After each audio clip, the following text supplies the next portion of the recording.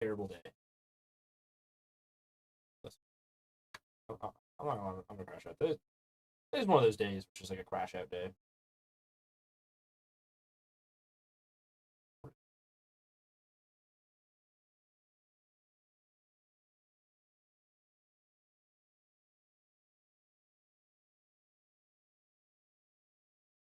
Alright, hello, my live. What's even good?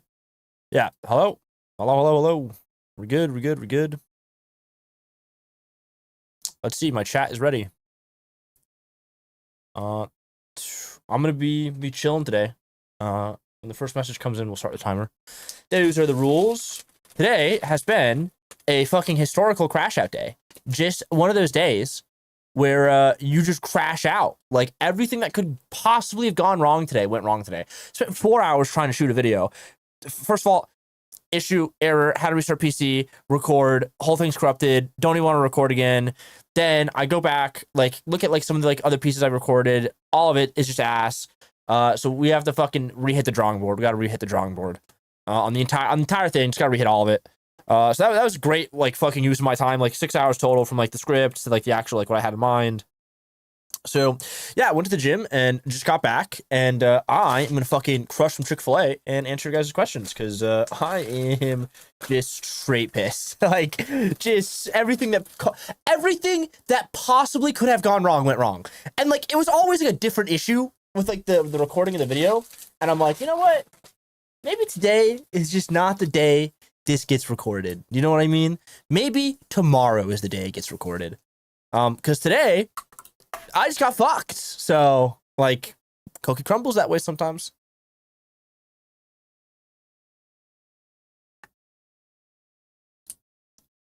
This shit right here, gas. I love Chick-fil-A.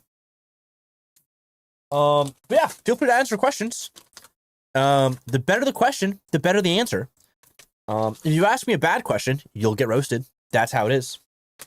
That is how it is. That is how it is. Oh my god. Holy shit. I'm trying this brand new pretzel burger they got here. It looks pretty fire. No lie. No lie. Do you think anyone can be a YouTuber? I don't know. I have like a lot of thoughts about that. I think everyone probably can be a YouTuber. I don't think everyone should though. And I think we have to like kind of like define what a YouTuber is. Like if anyone can upload videos to the platform YouTube. But like, if you want to be a YouTuber and wish that you make a full-time income, and we'll classify a full-time income as $40,000 because you can move to like bumfuck North Dakota and probably live off $40,000 if we're being real. Like, if we wanted to classify someone as like a YouTuber, right? Like, I classify as someone who like could like meet that criteria, and I don't think every single fucking person can do that. It's just not how the world works. But I think everyone should try. Like, I think there's like some useful skills as to becoming a YouTuber, speaking in public, selling an item, doing all that. There's like a lot of interesting stuff that comes with it. But yeah, I don't think everyone should be a YouTuber. I also think people just aren't cut out for it in some cases. Like, I would fucking hate to become a YouTuber. Can you look at this channel? This better be like, again, I can look at it, but I'm just gonna look at it and I'm not gonna say anything because you didn't ask a question. These are the rules. These are. Oh my god, is there chicken in my? Oh shit, there is chicken in my mac and cheese. Okay, it's kind of goated. I also like don't want everyone to become a YouTuber because I think that's like objectively just bad. I don't think everyone. I don't like it. I don't like the whole premise. This channel's cooked. That's my professional opinion. These are bad thumbnails. These are bad topics. That's it. I'm not even gonna like. You have an AI profile pic. Oh shit, I'm live. Look at that guy. Yeah, I also I noticed today, so another reason I went to the gym when I turned my camera on because I was doing full face cam recording for something. I'm like, man, I am super fat right now, as I currently chow down my Chick-fil-A slop. So we gotta fix that. I'll fix that later. But it doesn't need to be fixed. Oh, we're gonna watch this while we eat, but feel free to load up questions. Oh, Chris Hythia is sick in this video in this voiceover. I can tell.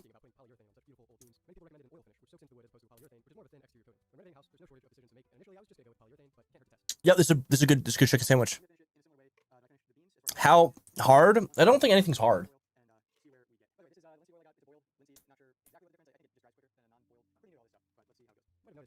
Again, it like comes down to like difficulty. Like I don't think there's like such thing as like hard or easy. I think it's just simple and complex. And the more complex something is, the longer you need to do it. And if you have something that's complex that needs to be done in a short time frame, it then becomes hard, right? So the only thing that like makes something difficult is time frame. So it's technically unbelievably easy to become a full-time YouTuber if you have 100 years. If you only have a year, it's somewhat difficult. Sure. How rare it is, I don't know. It's just like, how autistic are you? Like, I think that's like probably a direct correlation. I mean, how to pivot from these, dude, I don't know, do something else. I'm making a blanket rule today. If you ask me about faceless slop channels, you don't get responses. It's not something I'm interested in. And like helping out, it's actually just generally something I just don't give a shit about at all. And I think like the profiteering off YouTube by like just monetizing people's attention spans is just objectively bad. I just don't want to answer questions around it anymore. How much money do you make per month? Like 20-ish thousand, 30,000 on average. Usually like 20.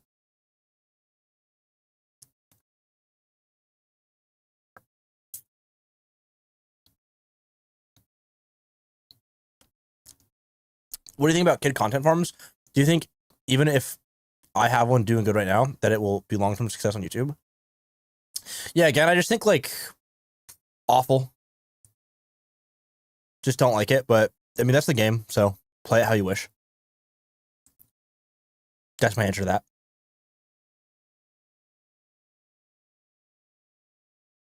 Not bad. Good job. Thank you, Doodle School. I appreciate your validation. Yeah, I just like am like pretty anti like kids content farm, kids content in general. I just don't like it. So, can it work? Sure. Absolutely. If it's working for you, awesome. I just don't give a shit, to be honest. That's my take there. Yeah, I'm like pretty like radicalized recently about like content. Like I just don't like a lot of the stuff on YouTube due to like how it's like positioned. I just think it's like objectively like bad for humanity. So that's my take. As someone who works in the industry, that's why like I try to avoid consuming short form. Do you run your own faceless channels? I do run my own faceless channels, and like they're not slop, which is nice. How do you judge niches and chams? I make Sonic content, but not finding big success because that's a small niche. Oh, you guys are asking like questions now. Like, let me take some bites of my sandwich here.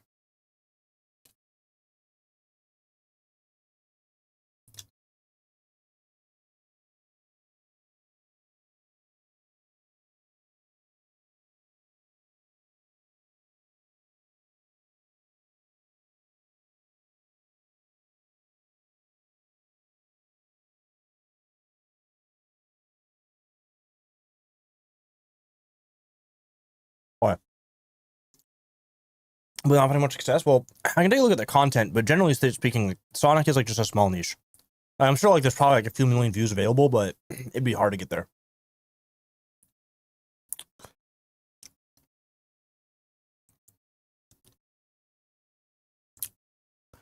None of this content seems objectively interesting. This is good. This is good. Well, you've got a format here that works. You need to be doing like legitimately probably more video essay content / review content. Your tier list content isn't bad, but you're also not uploading a lot, so that's like another reason you're not finding more success. If you uploaded, I don't know, 3 times a week, much more applicable. But you need to upload more, and you need to do like video essays and retrospectives, is my assumption. Just because like the age demographic for this content is actually like probably much older than I would like to admit, or even like to like think. Like I'd hope it's like 15 to 16, but like it's probably realistically like 25 plus. This is kind of interesting, actually. It's kind of an interesting idea. I just think the execution is probably not like great on it. I think about scaling channel, not faceless. If you were in a market, if you were a marketer, would make content for other marketers who would get clients, sell info, or would you create content target towards businesses? Well, like what, that's like such like a strange question. If you were a marketer, would you make content for other marketers? Well, like it doesn't matter who I am; it matters what I'm trying to do. So it's like, am I trying to make money? Yeah, I would make content for other marketers. But if I'm just trying to like spread information and educate, I'd make content for the lowest common denominator person that's interested in it, which would be creators.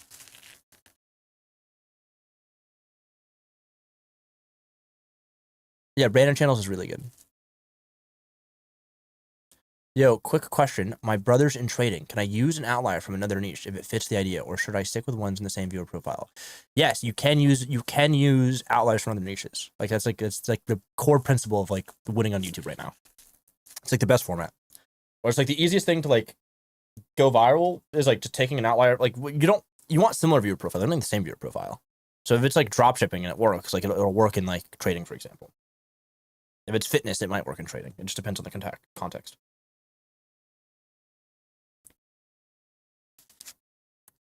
That's a good question. But yeah, like you can basically find outliers from other niches and apply it to your own niche. That's like the whole thing you should be doing.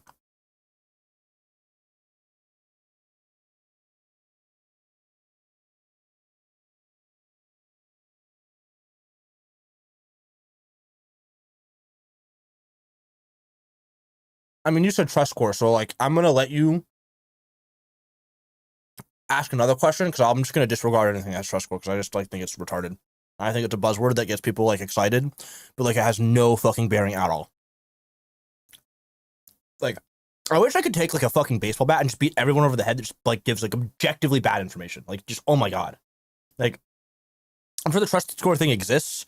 I've never had it affect literally anyone. The only person I know who like has any like say on it is Siam, who like does seem to have like a theory that like when he does it, it tends to work. But like everyone else I work with, I know that I'm friends with, it's part of the Wi-Fi Money Mafia. I don't think has had any experience with it, which leads me to believe it's not real. Or if it's real, it's like it's just so minute that it like if it affects you, like just get a job at McDonald's. And also, like, this whole question is like, what's the current viral formula for an animation channel that's already good? Trust. I don't fucking know. Like, I don't work with like channels that do animation. Like, you're asking me like such a complicated question. I'm just like, I've got no good response for you right now. Like, you should give me context. Like, are we doing like Roblox animations? Are we doing like 2D animations? Are we doing the stick figure animations? Like, you see how like animations are like is just such a wide net. Like, please, like you need to specify. Would you at least agree that channels get pushed vastly differently, even with the exact same content? Yeah, because that's just like that's fundamentally how YouTube works. Believe it or not, like Wano has like a good post about like how the algorithm is like essentially like completely random to a degree, which is like random. It's random selection is what it is. But like I'm not getting into like the nuances. Like yes, like you can manipulate it. Like you can like basically stack it and like have a successful video. But like there's a randomness in that. So like if you had two pieces of content that are uploaded at the same time, they could perform vastly differently if everything was the same. Like that is just like a truth. So like yeah, like that is how that works.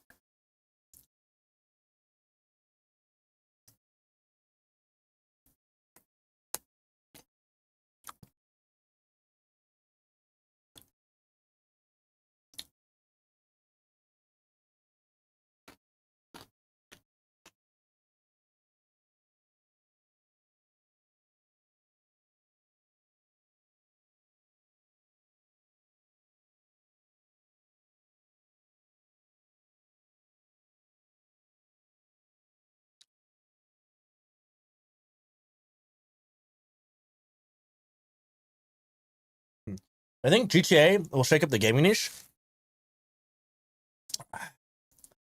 Yeah, I think GTA 6 will shake up the gaming niche in such a way that it literally won't make sense. Like it'll be I don't want to make any like predictions just because I think whatever I predict will be vastly underrated compared to what actually happens in the niche.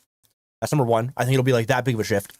I think established channels will have like somewhat of an advantage, but I also think like new hungry channels will come up and fucking dominate. Like I'm pretty certain that will also happen.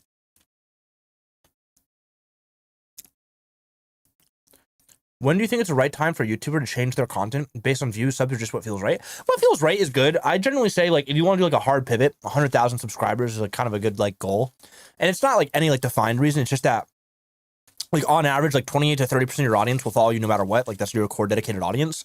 So if you go from like one game to another, like that's when I would do it. What can this channel do better? Well, I know Ecom Soup. I just want to change anything because I think it does really good stuff. Like that's actually more like it's a good question. It's just like I don't have a good answer because I actually enjoy doing the stuff. Like I like watching the stuff he does now. So I would change nothing because it works for what I want. Like it's what I like. Like so Changing anything would be like detrimental to my experience. So I would change nothing.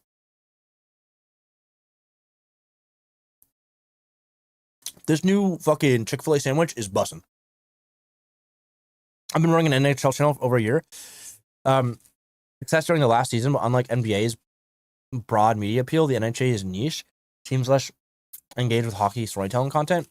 I think it's probably incorrect assumption. But it is just niche, or you're gonna get less views. So there's that. So not sure if there's even a point. Yeah, I mean the view ceiling is probably around like 100 to 200,000 views, maybe 300 max. I don't know the max. It could be a fucking million for all I know. But like I don't know. I would just look at like the amount of people that watch NBA games versus the amount of people that watch NFL or NHL games, and then it's like that's just like your potential total market cap. You're not gonna get it. And like as to what you would even do is like you just take gambling sponsors, dude. Like you don't need like a ton of views. If you average like 30 to 70,000 views a video and you had gambling sponsors, you'd be chilling. Or still make like 20K a month.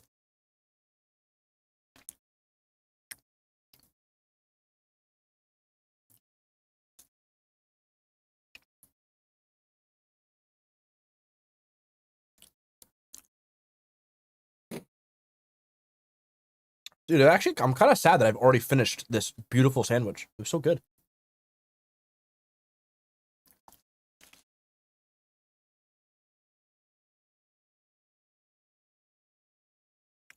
Yeah. Like, it's a small market, but you've got a high-paying audience, so. Gambling sponsor. That's why I still want to make a Counter-Strike channel to this day. I think a Counter-Strike channel is a no-brainer. Yeah, you get a $1.40 RPM because you get a bunch of like Russian guys watching your content. But who gives a fuck if you got a bunch of Russian guys watching your content when a gambling sponsor is going to pay you a shit zillion dollars? Yeah, I'm down. Like, duh.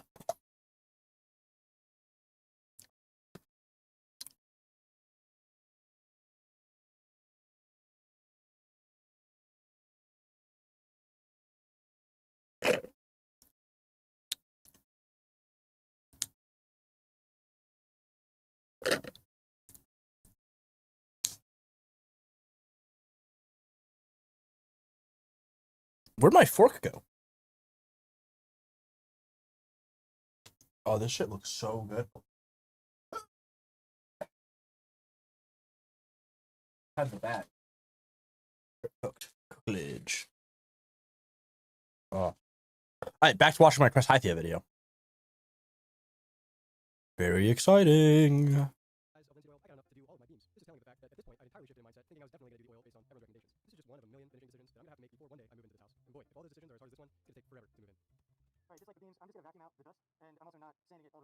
That's pretty mediocre.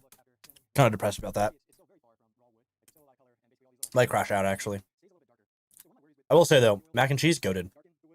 This YouTuber, also goated. This is my favorite guy to watch, by the way. One of them.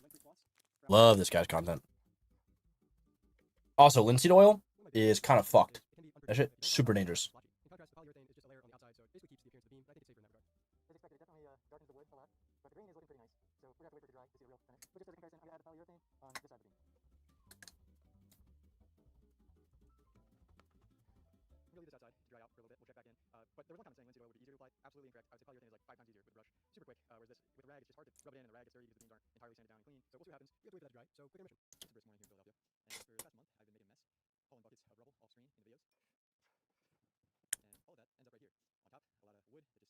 Any other good questions you guys have? Let's not like devolve to what we did last Wednesday, where we used to ask like, "Hey, is this guy legit? Is this guy legit?" Not entertaining those questions anymore. It's just like such a vast waste of my time.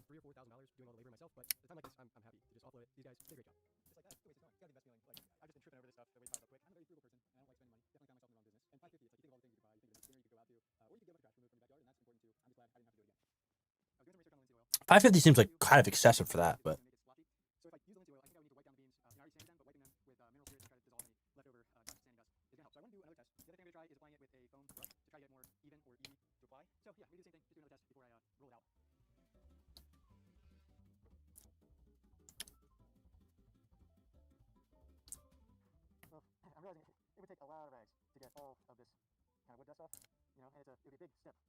This is so good. How it looks like for a channel with 200k subs and getting 1k views. Wait, what? How it looks like for a channel with 284k subs and getting 1k views a month on a long video? What does that even possibly mean? Hello, Lindsay. How's it going? Have fun moving again, it seems. And you do that a lot. Oh my god. What's the best way to get an advantage in a smaller TAM but has potential to grow beyond established creators other than just making better content? Ooh, that's actually like a fairly interesting comment. That's like a fairly interesting question. Doing well? I'm doing well. I'm crashing out today. But besides that, we're doing well. Just recording issues as it is, always. What's the best way to get an advantage in a smaller TAM? Established creators other than just making better content. Better content like would be like the answer I would normally give, but like I think a more strategic answer would probably, if you want the yeah, so hold on, is the TAM expanding outward from where it is? Because like that's like the framing of the question is kind of weird. So like you're in a small total addressable market, let's say a million views collectively like per month throughout the market, and like you're saying it can get to 2 million views, or you're saying that you want to surpass the creators that are getting like 80% of the current like viewership. Like, what are you asking? Because if you're in a market that's like growth focused, the best way to get an advantage over the established creators is legitimately innovative content. Outside of that, it's like going to be like volume, because like generally speaking, the most established creators tend to like do like lots of volume early on, and then like they get to a point where they can kind of coast and they rest on their laurels. I mean, the channel has 284,000 subscribers, getting views like 701k for the past few months. Probably going to need a McDonald's job application then, to be honest. Hey, well, okay. I haven't moved in a year and a half. I just been packing for a while. SMH. Yeah, it's like still like not a great question. You're like, here's a channel with 284,000 subs, but it's getting no views. Are they all like, did you like doing long form from short form? Like, did you like get all those subs from short form doing long form now? Or like you just fell off, you never innovated? All that content. It want to explain why my channel fell off? Well, want to explain to me why my channel fell off? I could probably do that. That's a question that I could probably answer, maybe.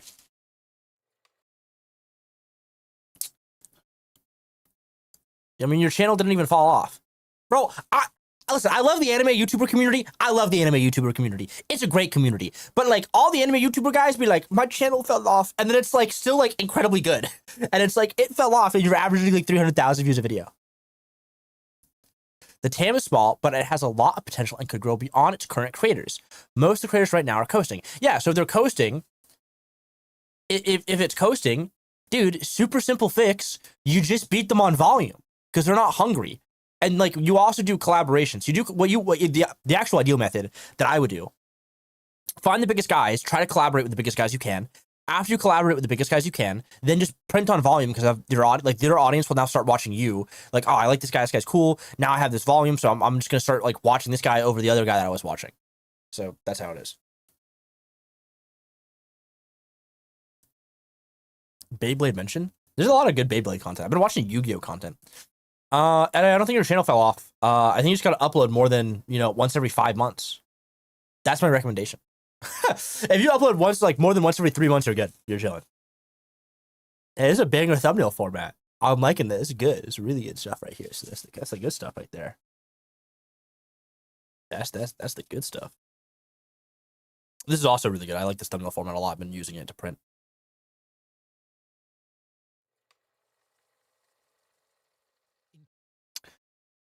YT just demonetized 3 channels for me last month for slop. Lol. That's a good thing. I think like I'm pretty happy they punished you. Actually, I just don't like slop.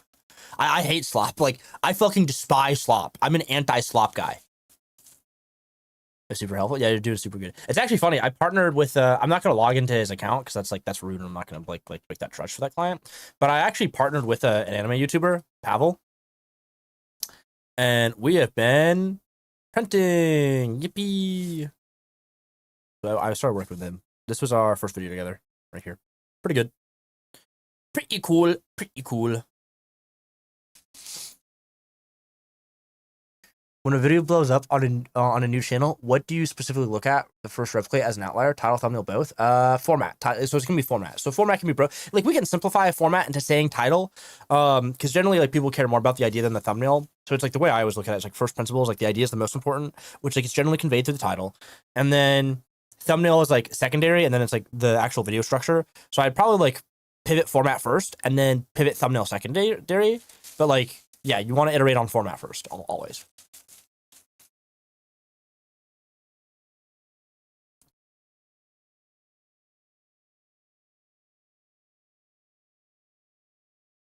Okay, see, much better question, Heisenberg. What a much better thought out question that makes a lot of sense.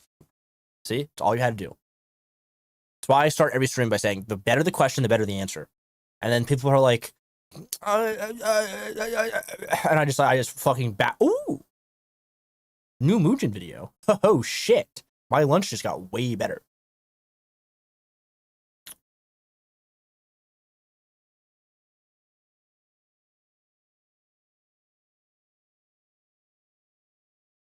No, so the price I told, so it's a little bit different. The price I told you is the price I charge everyone now on.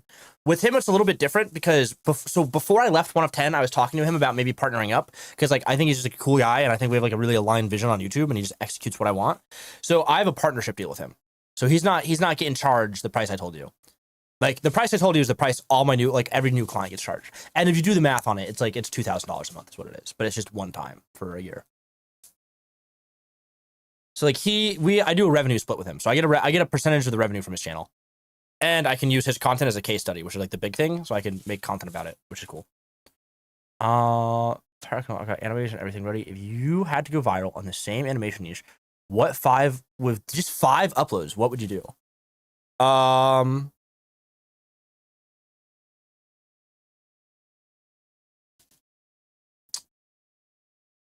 What would I do? I would not talk about finances. You could talk about finances, but I would talk about like social economic issues, more so social issues than economic. So if I go here again, for example,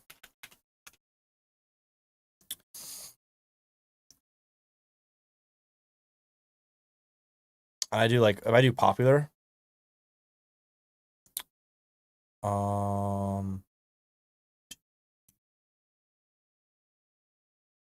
I would do like racism explained with monkeys. That's probably one I would do. I would do the difference between men and women explained by monkeys because like that's pretty polarizing. Do stuff like that.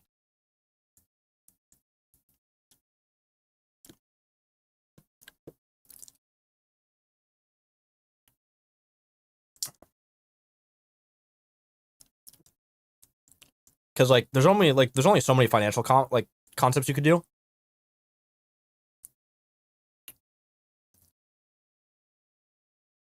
So I would move into like the social hierarchy and do social ideas. I just don't know there's gonna be a big audience overlap though. Like the financial stuff explained with monkeys it just makes a lot of sense. But the social issues, like I don't know if people are gonna watch that.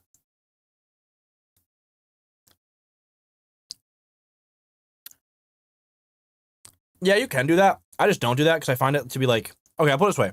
It works. Co-rating a few videos and then uploading it.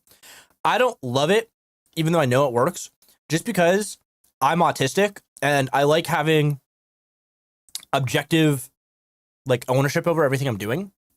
And I feel like if I upload a bunch of videos, I don't have like a very clear sense as to what's going on. Or if I upload individual videos, I can like pick apart every single data point and be like, oh, we could do this. Oh, we could do that.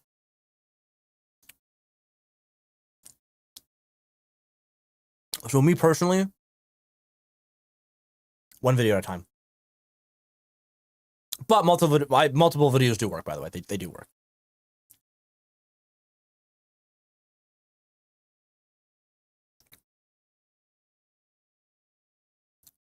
Ooh, my mac and cheese is so yummy. I got the big bowl mac and cheese from Chick-fil-A. Do they have Chick-fil-A's in Australia? I don't know if Lindsay's still here, but she would let me know. If they do, W. If they don't, third world country. Dude, it's so good. It's so yummy. Got the buffalo sauce in there. Yeah, it's like I was recording today. And I'm like, damn, like I'm fat. And then I just like fucking everything went wrong that went wrong. I was like, I'm just going to the gym. Like, I'm fat. The fucking recording isn't working. Gotta hit the gym. It's the only solution to my problem. Now I eat mac and cheese. Are these videos good? Oh, they're 2 minutes long. Fuck that. That guy's making $0.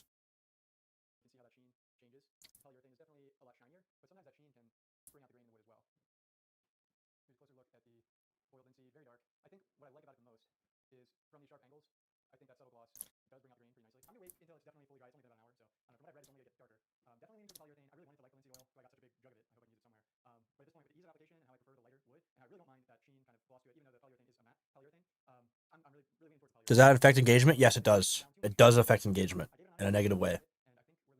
Just start posting more.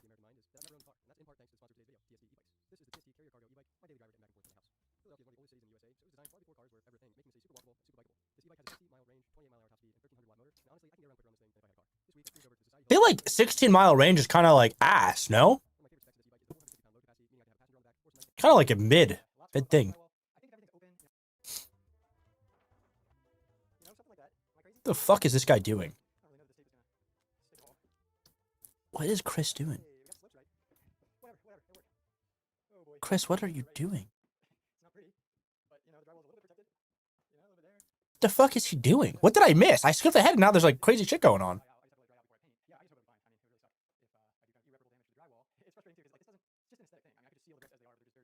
Oh, he's sealing the bricks. Okay. What's the way to get it back? Post. You just gotta post. Basically, I'm gonna start like I'm gonna start having like an audio clip I can just like auto hotkey, which is like, how do I fix this video? Post twice as much. How do I fix this issue? Stop making AI content. Is trust score real? McDonald's application. Like if I just have those on standby, my life would be so much better. If you had to adapt this format to another niche, what would you do? All right, this could be interesting. Is this a good question or am I getting cooked? Female submarine sailor eat, sleep, and live for 3 months underwater. This is just super uninteresting. Is this interesting? I can't tell. First of all, fucking sick channel idea. Oh, banger thumbnail. What the fuck?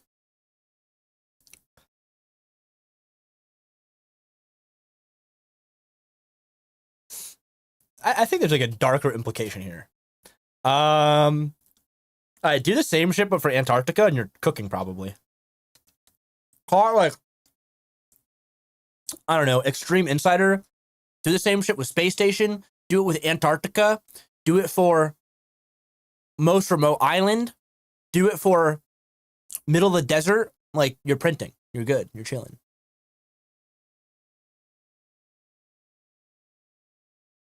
Is it the beating TF2 before I beat myself off video? A pretty banger. If it is, that's a good one.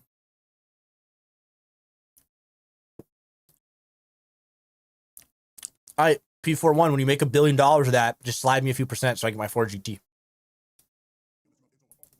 Wait, what did you say, Mocha? Wait, Mocha.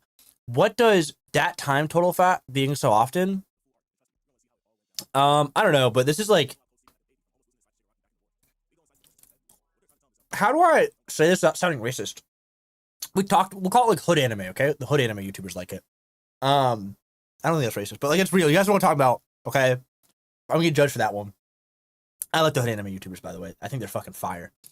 With the Black Air Force One energy, it's the same shit as like Black Air Force One energy. But the time Deku switched up, it's like basically it's a moment that like does some crazy shit.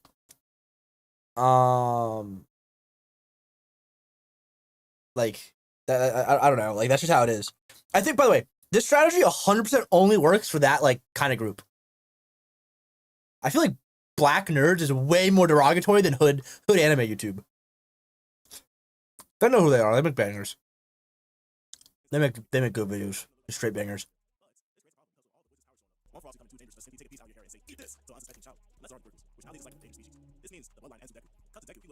There's a banger video, by the way, talking about anime's influence on like Gen Z that would crush so crazy.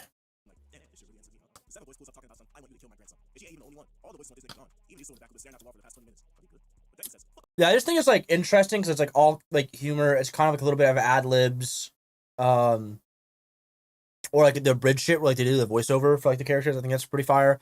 I'm not gonna watch this anymore because this guy's microphone is like just not very good, and I can just hear how not wide the sound stage is on that microphone is actually like giving me a headache. But it's like that's just crazy autism. Yeah, I don't. Yeah, if you're white, can't pull it off, bro. You're cooked. Sorry to say. We're not calling the melatonin weebs either. That's fucking an insane statement. I would love to get a beer with this guy. This guy seems like so cool.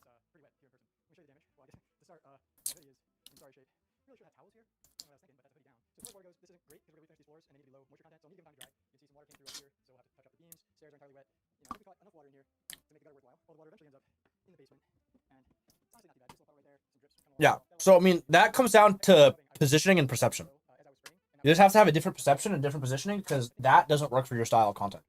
Even though it's like the same content fundamentally, it just like this doesn't work for your audience. It's like the way I explain it.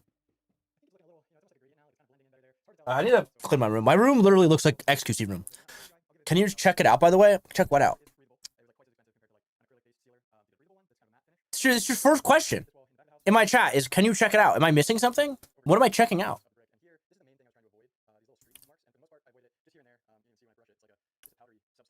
What the fuck does that mean? Yeah, there's the TF2 video.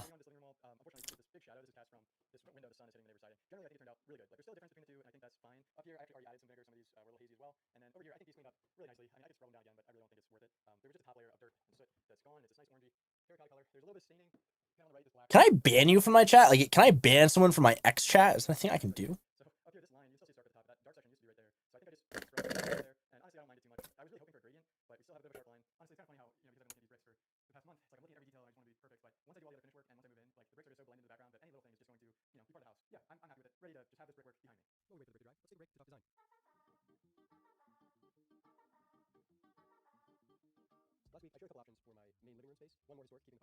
So good.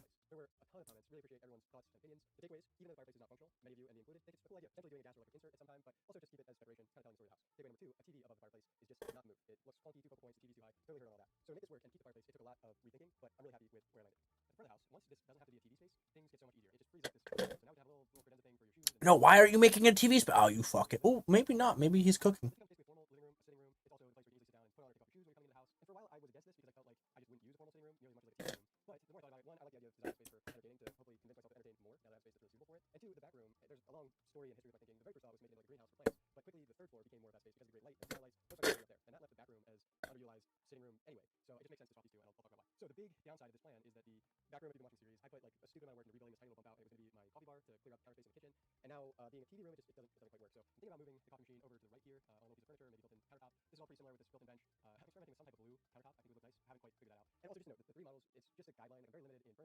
The fuck is Chris cooking today? This guy is like not cooking anymore. Dude, that was so good. This was so good. I feel like I just gotta click on it. Oh shit! He moved the TV room to the back. That's why the coffee maker is in like this fucking god awful place under the stairs. I get it. Okay. All right, let's not do the projector screen because you got a big window there. Just get a TV, Chris. Let's lock in, buddy.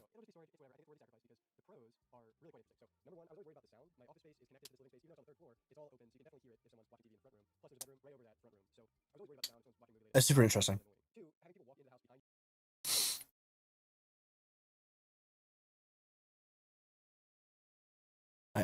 Can I review that channel? Seriously, I figured I just make crazy ideas. Someone always posts on Reddit and gets like 5K uploads.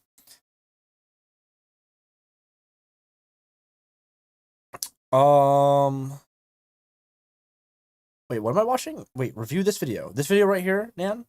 The one that I'm already in the middle of watching. What? What's going on? What's going on here?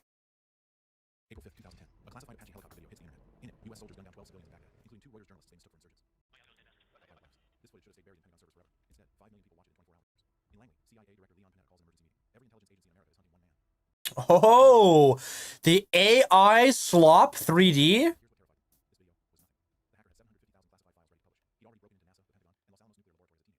Oh, isn't this the guy that's like 17 that's like just kind of saucy with the hacking?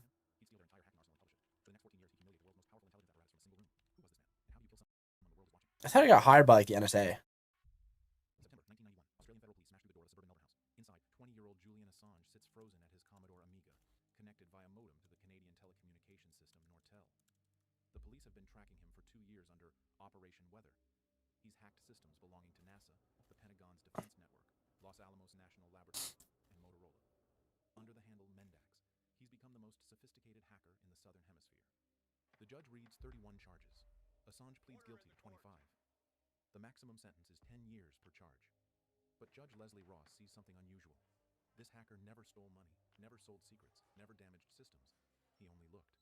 Doing it for the love of the game, baby.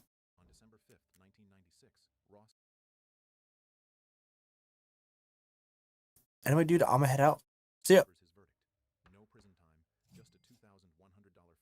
You're telling me I go to Australia right now and hack into the fucking CIA and I only gotta pay $2,100? Dude, that's fire.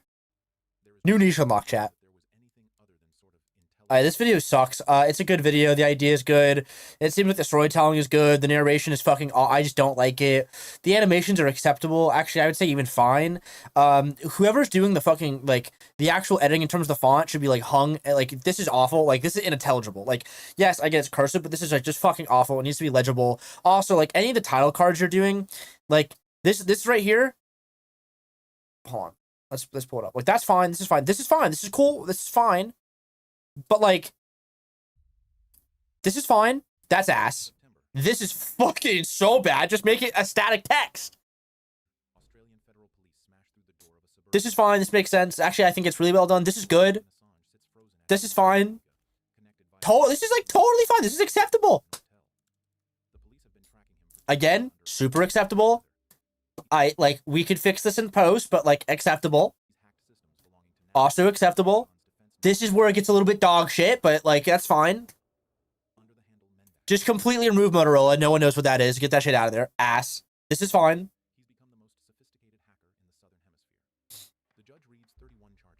Ass. Don't fucking use this illegible dog shit text for something serious. Also, whoever the fuck is calling me can, like, they need to fuck off. But, like, I hate to break, dude, whatever, like, yo, give me a fucking president that will just eliminate all dog shit fucking calls. Thank you. Oh, did my internet go out? The fuck's good? It stopped working, so this video is just fucking dog shit. I'm only playing at 1.25x speed, bro.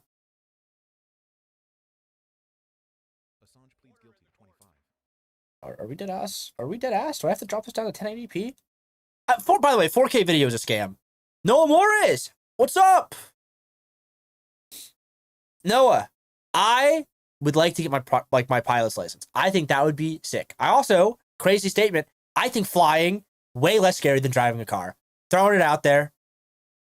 I joined the Vex Live and he's already raging. Bro, because, like, this video is bad, bro. Like, they're asking me to review this video, and it's like the storytelling is good, the script writing is good, and then they've got, like, this fuck-ass text everywhere.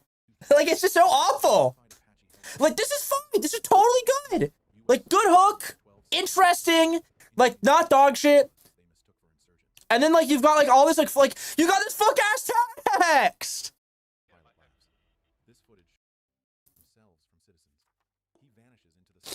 The sound design's good, though.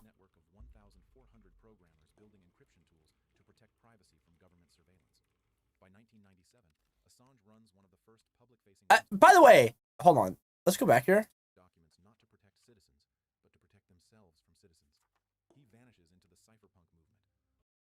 All right, so they talk about the cypherpunk movement, right? You gotta be rich and smart to do it. I'm smart, but we're not rich yet. There's a whole interesting video to be made about the cypherpunks, because I think, like, Jack Dorsey from Twitter and BitChat and Square Payment Systems and Solutions and Principal Investor and Title and Bitcoin Maxi, I think he was also a cypherpunk, and then someone else that's, like, super famous as, like, a hacker was also part of the cypherpunks. A lot of interesting stuff going on there. Also, like, let's be dead ass here. Like, who fucking prompted this scene? Like, what? Internet email chat? Like, what's going on? There's no way. This is not how this would look. Yeah, if you can like let me have access to that so I can make enough money from AI slop so I can afford my Ford GT. That'd be nice. A book about hacker culture that becomes required reading in computer security courses. He develops Rubberhose, encryption software that hides data so thoroughly that authorities can't even prove it exists. The Australian government tries to ban it under weapons regulations. Assange realizes he's building something bigger than code. He's building weapons for an information war. October. Bradley Manning, a 22-year-old Army intelligence analyst at Forward Operating Base Hammer in Iraq, initiates an encrypted chat with someone called Nathaniel Frank, Julian Assange's alias. Manning has already sent WikiLeaks 251,287 diplomatic cables burned onto a CD labeled Lady Gaga. The analyst Like feel like the U.S. military is like retarded. Like, bro, Lady Gaga, Iraq, are we dead ass? Like, are we like no one's got any idea? Like, we're getting cooked. Like, what's good, man? Yeah, this fuck ass text needs to go. By the way, Vex, we can't hear the video.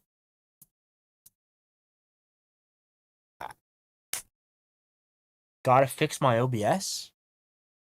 Yeah.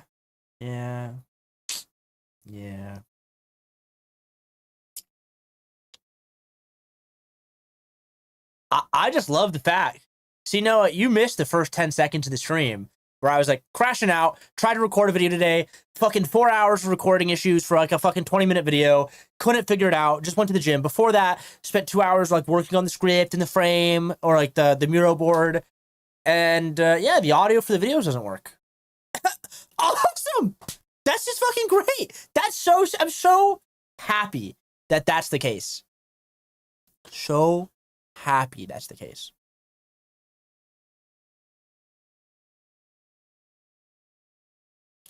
Today is just one of those days, chat. It's literally one of those days where anything that went wrong. Hold on. I won't talk. Is there dead ass no audio? No, there is audio. Excuse to plan your next trip at the hardware store. We'll compare all these options a little later on. I put together some plans for my plans you can download for free on my website. They contain material lists. You can hear this, right? So give those a download and follow along with the bill if you're considering putting stuff together yourself. Anyway, that's enough foreplay. We have a hardware store at Village.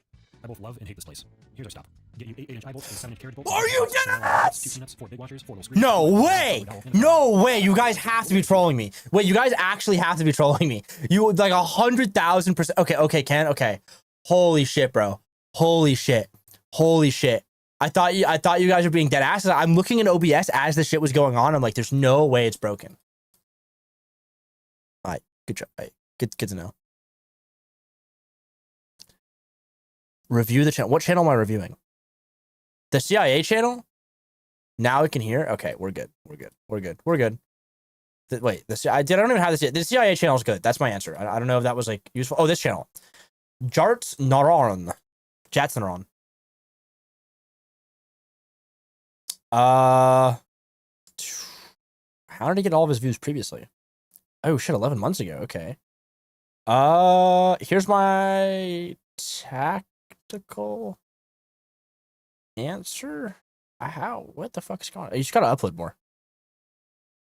If you are 25, 26, 27, 28, 29, 30 plus and feel lost, watch. Like we gotta stop with this title. This title is retarded. This is a retarded title.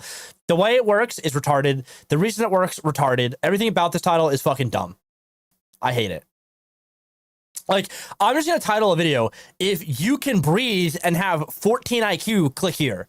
Like, it's just so fucking mind numbing. I hate it. You have to upload more. Obviously, I also think Amazon FBA is like a smaller TAM than drop shipping. So you should position it as like a counterintuitive piece of content. So it's like dropshipping is dead, do this instead. And like you can leverage the fact that more people know what the other thing is to watch this thing. Can you review a VidRush channel? I can review a VidRush channel. You're gonna hate it. You are gonna hate what I have to say. I can review it. Can we do the? We can review a VidRush channel. You can. Okay, I'll put it this way. I will review the VidRush channel. I'll give an unbiased opinion, and you can use it as marketing if I have a good review of it. Yeah, you need to leverage the fact that other things make more money, and then that is how you do it. Also, like, this guy needs to upload more. Like, I just, everyone that uploads on YouTube should be uploading 3 times a week. I will make it better. Yeah, like, let's review VidRush channel. We can review VidRush channel. No, I'm improving the model. Yeah, VidRush is kind of nuts. Tornado autopsy. Okay. That's already a good niche. By the way, I keep seeing all like the guys from like just like dog shit that are just like, dude, check out the new niche that just dropped, bro. And it's just like it's just a VidRush channel. Tornado autopsy. These are good thumbnails. These are objectively good thumbnails. Okay. Here's my review of a fully AI automated YouTube channel in the year 2025. This is true YouTube automation, not where you have to build a team. You click a button, a video goes live on YouTube, and it prints views. This is one of these channels here. We got Tornado Autopsy. First of all, the thumbnails are actually not dog shit. They're effective thumbnails. So let's see if everything else works out well. The tornado destroyed a town in 8 minutes. That's a good title. That's interesting. 8-minute wipeout. Let's click this 31-minute video to see how it's done. Okay. We've got the 2D parallax animation for the map, the classic Johnny Harris style. Oh, we got a pie chart that doesn't line up correctly. Oh, the low quality pictures. The slow zooming to a fucking 1080p screenshot. Oh boy. We've got like weird uncanny pauses. Who's watching this content? Is it like 45 plus on TV, 80% TV audience? Is that who's watching it? Be dead ass. Be dead ass. Is that who's watching this? A large-scale trough is predicted to move across the northern United States. Combined with moisture returned from the Gulf of Mexico, it's creating what forecasters call a classic plains severe weather. Oh, like this is objectively, this is not even like, this is good contextual B-roll. I don't know if this is like B-roll specific to the video, but it's just like some like fuck ass B-roll you got. It works. By May 20th, still 5 days before the tornado, the National Weather Service Des Moines Hazardous Weather Outlook identifies all modes of severe weather possible. The Storm Prediction Center notes a multiple day threat. Yeah, like, oh.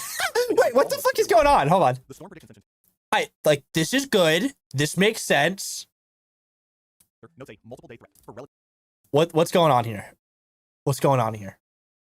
relatively widespread severe storms. But here's the thing about Memorial Day weekend in Iowa. It's the unofficial start of summer. Families are traveling. Kids are graduating. The last thing anyone's thinking about is taking shelter. May 22nd. The models are getting worse, or better, depending on whether you're a storm chaser or resident. Forecasters see an increasingly strong, negatively tilted trough, a configuration meteorologists associate with significant tornado outbreaks. May 23rd, Friday, before the holiday weekend. The Storm Prediction Center mentions strong tornadoes possible, though they're focused on Wisconsin, not Iowa. Everyone's making plans for barbecues, graduation parties, family gatherings. Saturday, May 24th passes quietly, too quietly. Then comes Sunday morning, May 25th, 2008. The morning dawns humid and warm. Wait, what the fuck was that? Quietly. Then comes Sunday morning. Sunday morning, and it's just like a picture of a church. May 25th, 2008. The morning dawns humid and warm. I'm kind of locked in because the storytelling is good. Like, if you want my honest opinion, so far, like the anime, by the way, like I did not lobotomize. So like this edit is bad and I hate it. But the thing that I do give a shit about is the story is like I'm kind of locked in. I'm kind of like dialed in. I'm like, shit. It's beautiful. It's perfect. And that's exactly like they're setting up like, man. Like this, like it's, you know, set up. It's like, damn, okay. Like no one's expecting the tornado. In Wisconsin, they might be expecting a tornado, but not Iowa. Okay. Meteorologist Carl Youngblood at the National Weather Service in Des Moines. At 8 a.m., he sends out a text message about a noon conference call. This is unusual. It's a holiday weekend. The official risk is only slight, but Youngblood knows something the public doesn't. This is what he calls a high-end slight risk. At 9 a.m., the National Weather Service Des Moines schedules an emergency conference call. More meteorologists than usual are called into the office. Like, he knows something the public doesn't. Like, that's a good rehook. Like, I'm kind of locked in. On Memorial Day weekend. At noon, 29 emergency managers dial into the conference call. Some are at family gatherings. Some are out of town. Some have no idea they're even on call today. The message is clear. Severe weather potential north of Highway 20 early, with storms expected across the entire area by evening. Now, let me explain what the atmosphere looked like that afternoon, because the numbers were extraordinary. By 5 p.m., the mixed layer cape, that's the energy available. Okay, dude, I was about to crash out because that's why I watch like the storm chasing channels. They're like, dude, it's got a pressure of 5,000 bar. What the fuck does that mean to me, bro? Like, I don't know what 5,000 bar pressure is. Like, that's useless. So I'm glad he said it's the energy available for a storm. That's contextual. I can get that. Was between 2,800 and 3,000 joules per kilogram. To put that in perspective, what does that mean? 2,500 is considered extreme. Okay, thank you. Thank you. Between 180 and 210 in the lowest kilometer. The critical angle on the photograph was near 90 degrees. Meaning I'm just totally checked out. This is like I don't know what's going on here. Was being fed directly into any storms that form. The science and operations officer would later say, rarely are all parameters so favorable for tornadic supercells. But there's something else, something invisible to the human eye, but visible on satellite. Gravity wave. Wait, what the fuck is a gravity wave? At 10 a.m., a gravity wave forms near Hastings, Nebraska. It propagates eastward at 50 knots. A second gravity wave develops. Research suggests these waves enhance vertical vorticity stretching. Essentially, they help tornadoes form. At 3:30 p.m., Central Daylight Time, the Storm Prediction Center issues Tornado Watch number 363. But this isn't just any tornado watch. It's a PDS watch, a particularly dangerous situation. The most serious designation they have. Critically, many first responders don't even know it's a PDS watch. The communication gap that will later be addressed in service assessments. In the town of Parkersburg, high school senior John Simon is setting up for his graduation party at Matt's Bar and Grill on Highway 57. He's decorated the restaurant with nearly 400 trophies and awards from his football and wrestling career. Angie and Mark Reichenrath Damn, 400? Holy shit! Was that guy the fucking Terminator? are in their brand new home, positioned at the highest point in town. The house is only months old. Herman and Shirley Luring, married for decades, are at home. Shirley, 71, is known for her elaborate birthday cakes. She once made a dragon-shaped cake with green frosting for her grandchildren. I mean, that's like, first of all, if I was a kid, dude, so excited to get the dragon cake. As an adult, that's ass. Ed Thomas, the legendary high school football coach, is with his wife Jan. In 37 years of coaching, he's compiled 292 wins and sent 4 players to the NFL. His motto, faith, family, football. None of them know that in less than 2 hours, their town will effectively cease to exist.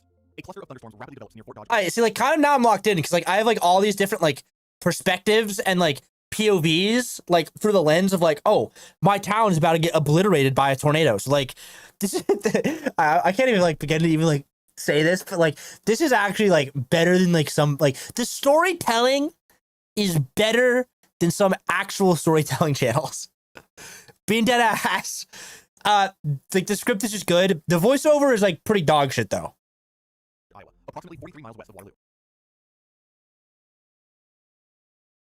I randomly pull footage of my show speed. That's kind of, yo, can we watch some of those videos?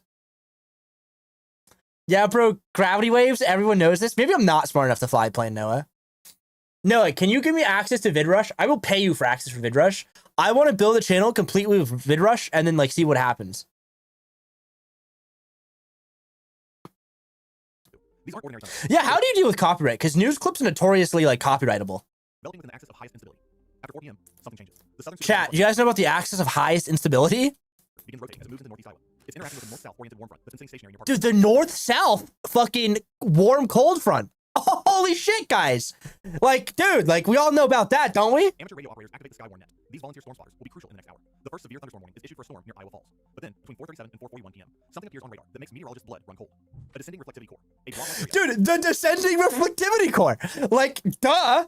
Like, dude, these guys have to be fucking completely making shit up. Like, there's no way half of the shit we just learned is real at all. Like, this is, like, clearly taken from, like, fucking an episode of Andor. Like, dude, like, are we dead ass? Yeah, extending downward from the rear of the storm. Research has shown these are better tornado indicators than hook echoes. This appears Then hook echo. Yo, are we dead ass, chat? Like, are we this guy's just putting two words together and being like, dude, the fucking, you know, the quantum flux vortex, bro. Like, what do you know about that?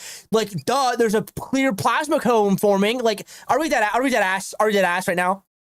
For the first tornado report, the National Weather Service issues a tornado warning for northwestern Grundy, northeastern Hardin, Butler, and southeastern Franklin counties. This includes the towns of Appleton and Parkersburg. 26 minutes. That's how much lead time the warning provides. Oh, shout out to Tag Hoover Monaco. Let me tell you That was a about the crazy poll. The Des Moines radar had just been upgraded. High-resolution radar, what they call ORDA, was installed just 11 days before the tornado. At 55 nautical miles from the radar, it detects 93 knots of maximum gate-to-gate shear in the developing mesocyclone. The old radar would have shown only 57. Okay, like, I can understand what shear is. I've got that. That one made sense. I've clocked that as a real word.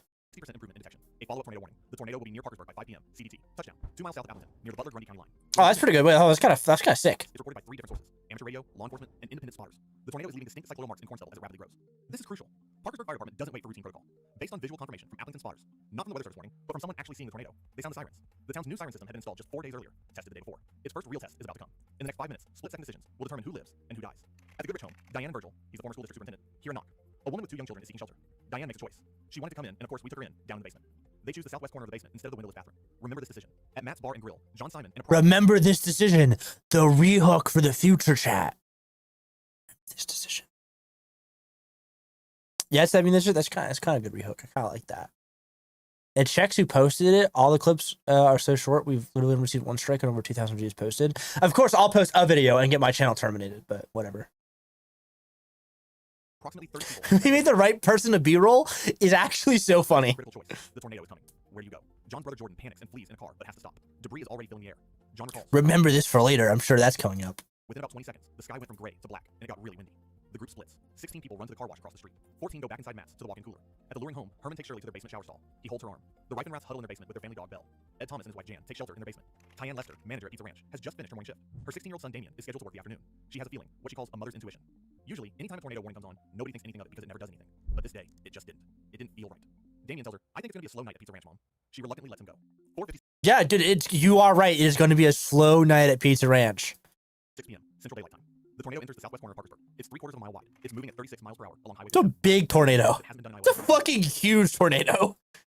Reach EF5 intensity. Okay, it's an EF5 tornado. Yeah, it's a big fucker. The sound. Mark Reichenrath describes it. What they say about sounding like a jet engine, a train. I mean, yes, all of those things, but more and worse. The noise is beyond description. It's not just loud. It's physical. You feel it in your chest, in your bones. By the way, like, fun fact, tornadoes only exist in America and then sometimes in Australia. Like, it is almost impossible for them to generate outward, like, anywhere else in the world. It's really interesting, actually. It's like, bizarre. Industrial building being converted into a church. Well-constructed metal beam frames are twisted, sheared off at their bases, mangled into a pile, and pushed off the foundation. The engineering assessment will later confirm this is EF5 damage. The tornado moves through residential neighborhoods with catastrophic intensity. 17 homes will sustain EF5 damage, swept completely clean above their anchored floor platforms. Some homes bolted to foundations are swept away entirely. A rebar support set into one foundation is found snapped in half. Hardwood trees are completely debarked and denuded. Structural debris is finely granulated into fragments. Quote, some no larger than coins. At Applington Parkersburg High School, located along the north edge of the damage path, the destruction is almost incomprehensible. The gymnasium and stage roofs are completely removed. Heavy steel trusses fall. 2 sections of the west wing collapse. But here's what shows the true power. 6 hollow, steel-reinforced concrete light poles, each 30 meters tall, are snapped at their bases and toppled. That's a wood lead pole. Taking me out, man. These are engineered to withstand hurricane force winds. They leave impact marks in the ground. Fine debris accumulates 3 centimeters deep upwind of the fallen poles. Evidence of extreme. I gotta stop watching this, or I'm gonna watch the entire thing. Yeah, I mean, here's my review. I think, like, I don't know how you've done it, but you've really nailed the script writing aspect of it. Oh, shit! AI slop! Dude, he's clocked your shit, bro. He's literally clocked your shit. That's crazy. That's crazy. You remember this all too well. There were family members in the line of file. What does that even mean? I'm from Iowa. My husband went there to help after this happened. Pamela, that checks out. That checks out. This is fucking, like, bro.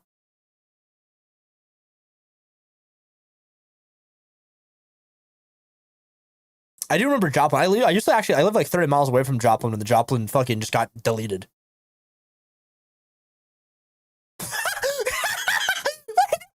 No, what is this comment right here? What is this comment right here? I arrested a foreigner last year for DUI in his rig, loaded. His CDL was suspended out of another state, but the company he worked for allowed him to drive anyway. Noah, what the fuck does that mean, bro? What does that mean? The audience has to be 45 plus.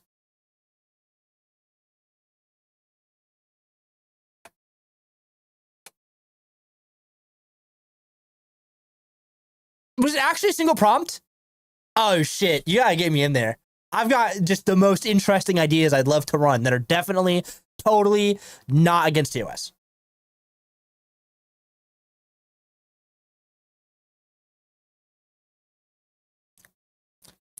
Help us out and subscribe.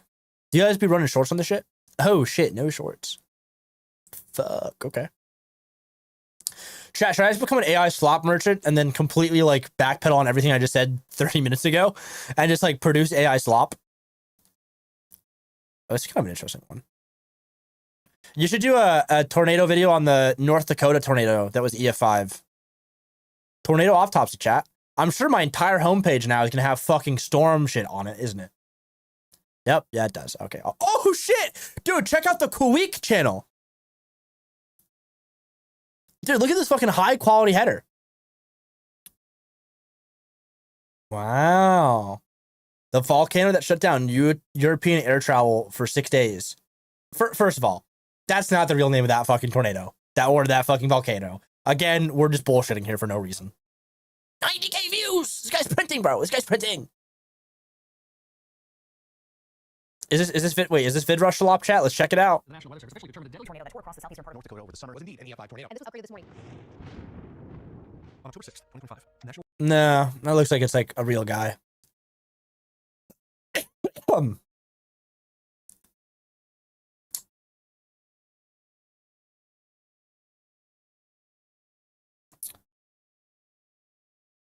Oh, chat, Hassan had a complete meltdown. Dude, let's go. I'm so overinvested in this. Even Jellywick subscribed. In today's video, Hassan is crashing out at his streamer friend for refusing to defend him in all his controversies. Even Klein is calling out Hassan for some suspicious clips of him losing his mind at Black Chatters. Streamer Miskit is in big trouble after old clips involving That's crazy. There's a guy ripping 36K a month. He's making 36K a month. Dude, if I made 36K a month, I'd fire literally all my clients but 3.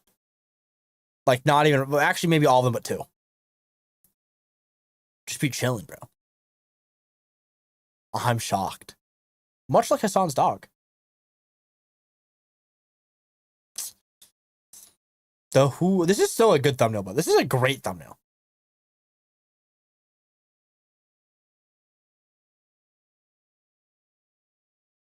Oh shit, Fern printing with the nuclear waste thumbnail.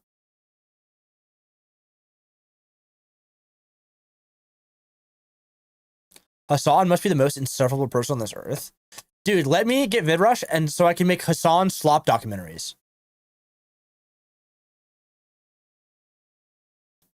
Yeah, dude, the Hassan drama has gotten so unbelievably ridiculous, by the way, that my friend WestJet, who is a commentary YouTuber, was telling me that his friends in real life that don't do anything, like they don't watch YouTube, knows about the Hassan drama. Are we dead ass, bro? Most forbidden places on earth to explore.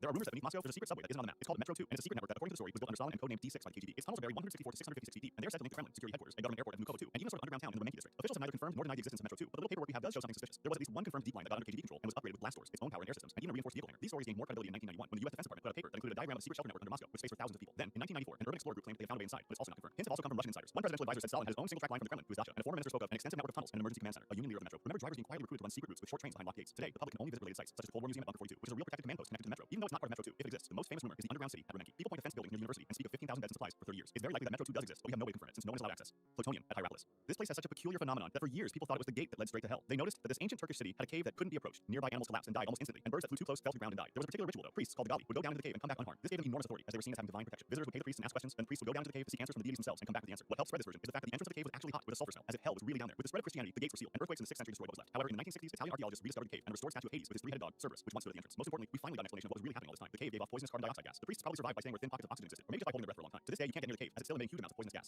RAF, Menwood Hill. This place is known for its giant white domes, which make visitors curious, but they can't go near them because it's actually one of the most secret listening stations in the world, and some even call it the largest electronic monitoring station on the planet. This place is called Royal Air Force Menwood Hill, and it's a UK base, even though it's mainly used by the United States.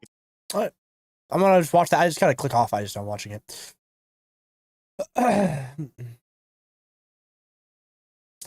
You know what's funny? Yeah, I know that.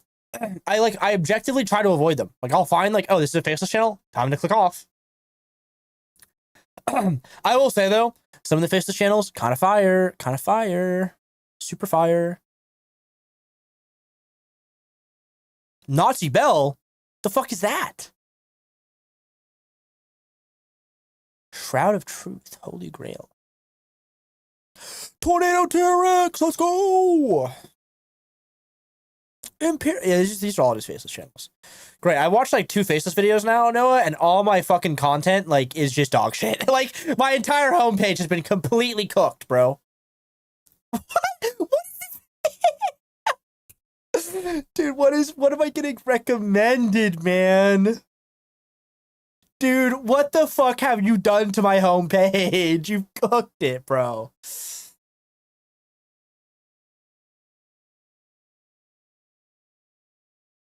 Now I know I vaccine speaks it. No, you just don't understand quickly. I speak at 2 times speed because I'm just not retarded. Like, that's it. Oh, if you do that'd be fire. I'm starting a channel with Fed. If he ever replies to my DMs, he's been ghosting me today and yesterday. That will be it'll actually be a good faceless channel that isn't dog shit slop.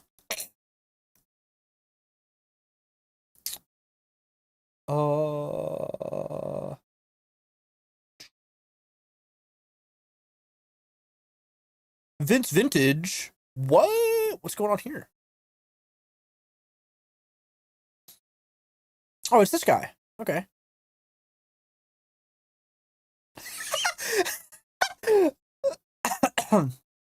Kind of a banger thumbnail, chat. Kind of an elite S tier thumbnail. Apparently, you have to go to school to be an auctioneer. I don't think I'd be good as an auctioneer because like it's actually like pretty difficult from what I understand. What's the best way to learn YouTube? You make channels and you figure it out. Lock in. Why samurai and hip hop make sense? Like this is AI could never, dude. AI could never.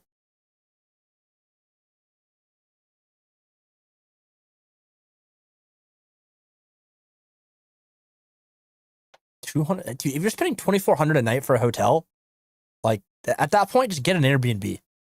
Just buy a house.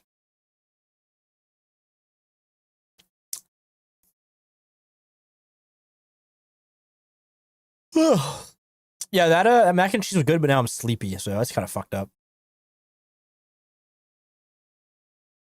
A liminal space image can be defined as a location which is a transition between two other locations or states of being. I love liminal spaces. The fuck is happening on X and YouTube? What do you mean? Is posting guides? I don't know. I think like everyone's basically a scammer nowadays. That's my assumption. They're all just scammers.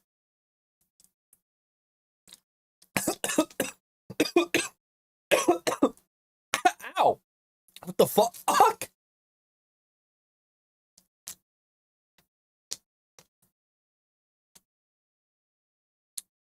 Dude, big faceless YouTube just trying to take me out right there. I was fucking crazy. Yeah, no, but yeah, I think everyone's basically just a scammer. Yeah, I know. I'm well aware. I believe it or not, I'm in somewhat of a similar thing where I don't want to give any more free advice. I do the live streams because it's much harder to copy a live stream. Like, watch 3-4. I made 50K a month posts. Yeah. Oh yeah, dude. No, check it out. No, check it out, bro. Check it out, dude. Check it out. Literally stay for like 2 more seconds. I know you're busy. Check this shit out. Dude, just fucking watch this, bro. Let me just give me. Oh shit! This is kind of fire. Yo, check that out. Save that to watch later. Where's it at? I might have actually shifted my profile out of it. But if you give me like 2 seconds, I'll show you something crazy. Literally something crazy.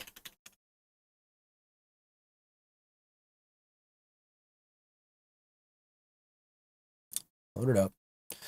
Trackers. Load.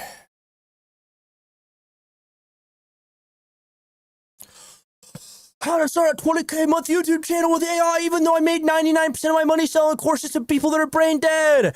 How I make 100K a month at 21 Faceless by selling courses. Exploit viral formats that print 2K into... Like, dude, it's just all dog shit.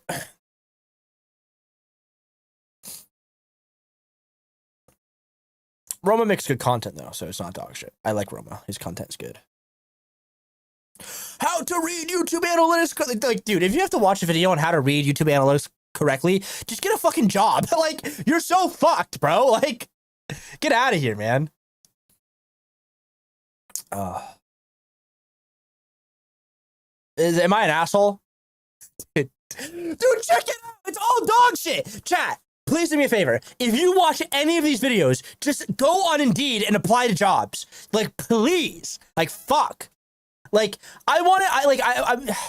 eventually I will go out and I will do it. And I will make a full fucking course. Okay? Make money unfiltered. Okay, he low-key valid. I fuck with him. I was trolling. I fuck with Loki. I kind of fuck with him. I got a lot of respect for him because he documents his whole journey, right? That's where I got respect for him when he's not trying to sell you a course. But like, I am gonna fucking turn all of this, by the way, this is not even that much. Like, I actually am trolling. I am gonna fucking work on all of this. Put my entire brain into an obsidian, okay? Fucking take that obsidian, make a 40-hour like fucking course on how to like do YouTube at a full level, and then just give it away for free. Just give it away for free. Roma's like the only valid one. Well, yeah, the reason why I know he's the only valid one, first of all, I don't know if he sells a product. If he sells a product, I'll put it this way, I would trust his product, just because I know, like, for sure, he's not, like, dog shit, and he's good, right? I just know for sure he's not dog shit, because he doesn't make a fucking video every week talking about the best niches. He's like, hey, like, try doing this time, or do that, or don't do this. So I know he's valid. I know Wiz of YT is also valid. That guy's pretty good. Like, what are we even doing, bro? Like, are we dead ass, by the way? I built a 30K a month YouTube channel doing AI full breakdown. Dude, let's check it out. We haven't done a good segment on the stream. We haven't done a good segment on the stream, chat, where I review a guru. It's time. We'll review one guru, and I will give my honest thoughts as to what if they're saying is legit, or if it's dog shit and he should be stoned in the courtyard. Let's check it out. 3D animated documentary style videos are currently getting millions and millions of views on YouTube. Yes, they are getting millions and millions of views on YouTube. Would you care to explain why that is though? Like, do you have any fucking like just modicum of understanding as to why they're getting views? Like, you could talk about like the fact that like they have high perceived quality, therefore they actually like get like it's lower the barrier to entry to like the average viewer because there's like much high perceived quality that like in like just earnest like people will be like, oh, this is a higher quality video. I'm gonna watch it. It's gonna be a good use of my time, which is a finite resource. Are we gonna talk about that at all? No, we're not, because you don't know that. A YouTube channel that's getting over 2 million views on every video they post, and according to Social Blade, they make around $30,000 per month. According to Social Blade, are we dead? At first sight, their videos might seem incredibly hard to create, but what if I told you there's a new way to recreate these videos only using AI, even if you have zero 3D design? What's funny about this is like the actual editing of this video is like good. Like, okay. And not getting bored. Yeah, I know. Yeah, because get this. I used to be a fucking Twitch streamer before I did the YouTube shit, guys. Play with me, bro. Play with me. Yeah, so like, what's crazy is like this guy's editing for this like AI slop channel is good. This is good editing. I'll share a step-by-step blueprint with everything you need to be able to create 3D animated documentaries that people actually want to watch, and I'll show you everything that goes into it. I got a question. Here's a question, okay, for the one time. Why would you not edit this video in a 3D documentary style so you can back up what you're talking about? Wouldn't that be the fucking most simple thing to do to prove you know what you're talking about? Create 3D animated visuals, map Oh, wait, shit, is he cooking? Wait, did I just pre-fire that? and finally, how to edit it all together. To make it easy for you to follow along with this blueprint, I put together a free step-by-step document with all the content. Also, yo, can we get rid of the fucking like wiggly preset, by the way? Like, can we get rid of can we leave that shit in like 2022? That shit's ass. Using this video. I also included a little golden nugget in there that will make the quality on your videos 10 times better, so you do not want to Oh, dude, the little golden nugget so I can rehook your attention and get you to watch all the way to the end. I hate retention optimized scripting so bad. I fucking hate it. I hate it more than anything. It's so dog shit and apparent as what it's trying to do. completely free, so make sure you go pick it up in the first link in the description. Now let's get into the first step of the blueprint, finding a good video idea. This is the most important step out of the entire blueprint, and if you want your video to perform well, you need to nail it. Finding a viral topic, and especially writing a good script, is really hard if you're new to the YouTube space. But to help you out with this, I spent the last few days working on Why does this guy kind of look like me, but not fat? designed a custom GPT model that I trained specifically to be able to create viral Oh yeah, he's coming up with a custom GPT model because that GPT is so reliable in coming up with good ideas. topics and scripts in the same style as Neo. I fed this GPT with an insane amount of data from the most successful channels in this niche. It has analyzed hundreds of topics, scripts, and visuals so that it's able to do all the hard work for you, so that you don't need any one-page long prompts. First, we need a topic for our video. So let's enter a prompt saying, give me a list of 10 topics for my next YouTube video related to the United States. Hit generate, and the GPT will give you a list of 10 topics that are all inspired by videos that have already gone viral. The reason you want topics related to the US is because that will attract viewers who are from there, which are seen as more valuable in the eyes of advertisers. You always want as many American eyeballs as possible on your videos because that will give you a higher RPM, meaning you earn more money per 1,000 views you get. I've gotten a lot of questions inside the community lately from people who got shadow banned before even getting their channel monetized, which actually happens a lot, especially the faceless channels. There's actually an easy explanation as to why this is happening. Most people post their videos onto a brand new channel, which is a huge mistake. When you upload to a fresh channel, YouTube's algorithm has zero reason to trust you. You have no history, no watch time record. Oh god, it's the fucking trust score again. It's just like, can we start like just putting people down that talk about the trust score?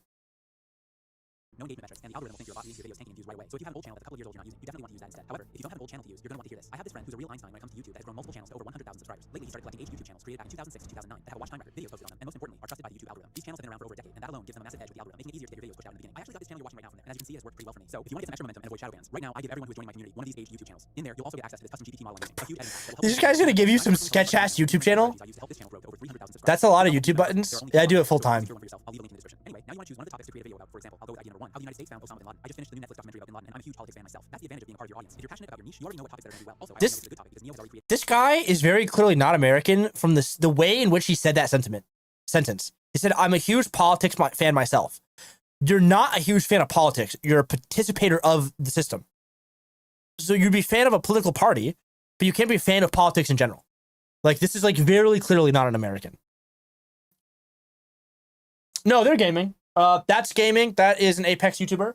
That is a Rainbow Six Siege YouTuber. That's a Rainbow Six Siege YouTuber. That's a Rainbow Six Siege YouTuber. That is a Call of Duty YouTuber. That is a Roblox YouTuber. And that is a Roblox YouTuber. They're all gaming. A similar video that currently has over 14 million views. Now we have our topic ready. No, they're clients of mine. Let's generate a script by entering a prompt saying, go ahead and generate idea number 1. The GPT will then write a script with the exact same language and wording as Neo was using without us even having to instruct it to do so. It will also generate in-depth scene descriptions for each scene. Finally, enter a prompt saying, go ahead and create in-depth image prompts for each scene, which will make the GPT turn each scene description into an image prompt we can use later on to create the visuals. But first, let's get into my favorite part of the blueprint, creating the motion graphics. If you've seen these videos before, you know that they're all using a lot of motion graphics like article and map animations. Most people think you need to be a wizard in After Effects to be able to create these motion graphics, which was true up until a few months ago when a new tool was released that can create animations like this completely with AI. You've probably seen these map animation videos all over TikTok that are getting millions and millions of views. Most of these videos are actually created with this tool. It's called Hera, and they have hundreds of customizable motion graphic templates. Let me show you how it works. Start off by heading over to Hera. Oh, wait, is this guy actually dropping sauce? Wait a minute. Hold on. I was going to flame this guy, but this like Hera shit could be like kind of tech. You'll see all of these different This templates. tech? And the first thing you need to do is find out what motion graphics you need. So I read through the entire script and found 4 different parts that need motion graphics added to it. The first one is a map animation of the United States. Dude, see, this guy is brain dead. I would have clearly just asked the ChatGPT script, and I would have been like, hey, what parts of the script need motion animations? I would have clearly done that. So this guy's dumb. After looking through a few templates, I'll use this one called Global Zoom In. To create the animation, all you gotta do is enter a prompt describing what you want to happen. In this case, I'll write a prompt saying zoom in on the United States of America without highlighting anything. Hera then automatically created this animation only using that prompt. So as you can see, it's really easy to use. Then just click on this export button in the top right corner to download it. In another part of the script, it's mentioned that This is the button good. is Pakistan. So I want to create an animation that zooms into Pakistan and makes a highlight around its borders. So I looked through the templates again and found this one called map animation that can zoom in on specific countries and make highlights around it. So I repeated the same process, but this time entered a prompt saying zoom in on the country of Pakistan and highlight the outline of it in a neon blue color. And as you can see, it created an animation with a smooth zoom in on Pakistan and accurately highlighted borders. Only these two animations would have taken multiple hours for a professional.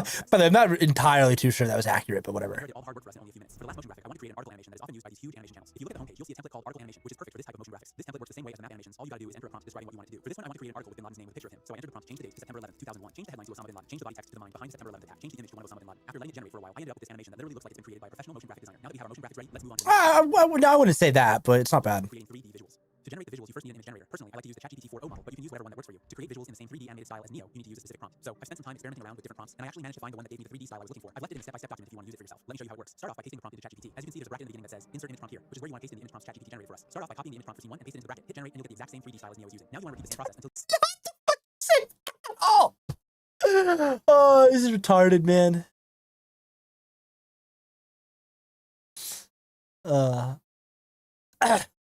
How does it work with the plaques when you get a client 100K? You get a replica or something?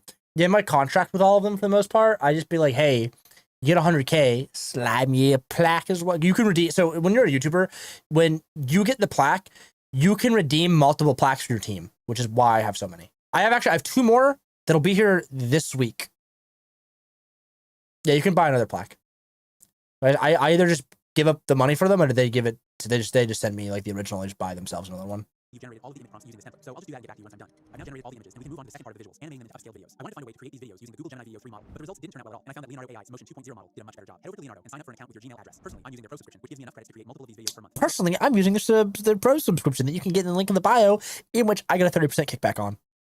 On the homepage, you want to click on video to access their animation tool. Start off by clicking on the image icon in the top right corner and upload the image for scene 1. Next, go back to ChatGPT, copy the prompt you used to generate that image, and paste it into the prompt box in Leonardo. I've got a question. Could I not have just used the fucking Hera tool for this? For the settings, you want to use their Motion 2.0 model since I found that to give the most accurate results. Next, go down to motion control. These are camera movements you can add that makes the video feel more alive. For this one, I'll go with Dolly in, but you should switch around between them when animating the other images. Then set generation mode to quality and video dimensions to 16:9 to get the YouTube format. Finally, click on generate, and Leonardo will turn your image into an animated video that looks just like Neo's animations. Now you want to repeat the same process and animate all of the images you created in ChatGPT. Once they're done, all you gotta do is start downloading them one by one. Now that we have visuals and motion graphics ready, we can move on to the next step of blueprint, voiceover. There are tons of text-to-speech tools you can use, but my favorite is ElevenLabs, which I think has the most realistic voices. In fact, the voice you're listening to right now is made by this thing. Now all you need to do is find a voice you think fits the style of the video. Yeah, dude, we can tell because it sounds like dog shit. Like, believe me, I know you're using ElevenLabs because it sounds awful. Custom one. I created one myself that has the same pace and tone as the one in the viral videos. If you want to take it to the next level, you can add capital letters, commas, and exclamation marks to add extra emotion. You can also try generating it a few times to get the best result. I edit all of my videos in Premiere Pro, but you can use whatever editing software that works for you. Start off by creating a new project and import the voiceover. Drag it to the timeline and start cutting out all the pauses to get a faster pace. Listen to see that it sounds natural and repeat the same process on the entire. Can we see the video when it's done, please? The members, there'll be a few changes, so make sure you join right now. Anyway, let's take a look at the final video. On a Tuesday morning in September, the sky over New York City was clear, almost too clear. No one knew that in a few minutes, an event that would come to This voice is an ElevenLabs voice? I thought that shit was just like the Fern voice change America or forever. the Neo voice. Wait, hold on. Wait, the editing in this is actually awful. Hold on. AI is at an all-time high in popularity, so investing some time to learn more about it can be life-changing knowledge. We're almost 1,000 members, and I want to reward those who join early. I'm not gonna say what, but as soon as we reach 1,000 members, there'll be a few changes, so make sure you join right now. Anyway, let's take a look at the final video. The few changes, he's gonna rug pull you guys for a shit ton of money. Morning in September, the sky over New York City was clear, almost too clear. No one This is such a fucking bad video. knew that in a few minutes, an event that would come to change America forever was about to take place. That's insane. Some very, very sketchy details. We believe that a plane has crashed into the World Trade Center. Flames became weapons, blast became ash, the sky went collapsed. That looks like a second plane. We just had another That script is awful. explosion. 2,977 lives, and the heart of the United States turned into smoke, drawing fire and falling steel. And in the smoke, one name rose higher than the rest. Osama bin Laden. America swore revenge, not in anger, but in calculation. On my word. It's actually crazy. The only thing that's like quality out of this at all is any of the Hera assets. Military has begun strikes against Al-Qaeda terrorist training camps and military installations of the Taliban regime in Afghanistan. For 10 years, they hunted him. They bombed mountains. But he was never in caves. He was in a house, in Abbottabad, Pakistan. A quiet neighborhood, children on bicycles, no phones, no internet. Yeah, I mean, honestly, I just wish I could get any of the amount of time that I watched that video back because, like, this guy's awful. Shout out to NBBNY6W. Spit. Yeah, I just hate how this guy's, like, normal content is just better than, like, any of the content he produced with AI. Also, by the way, like, oh, dude, I'm not gonna get to it. I fucking hate the context of like I'm using AI to copy a channel, and then you don't actually have the fucking channel that you're trying to copy. Like you just do it for the video. Oh, I'm actually I have to just crashing out. Let's go see how much this guy's WAP costs. Let's do some rough calculation. His WAP costs is it free? Oh, it's free. Okay, that's cool. That's tight. It's tight. It's tight.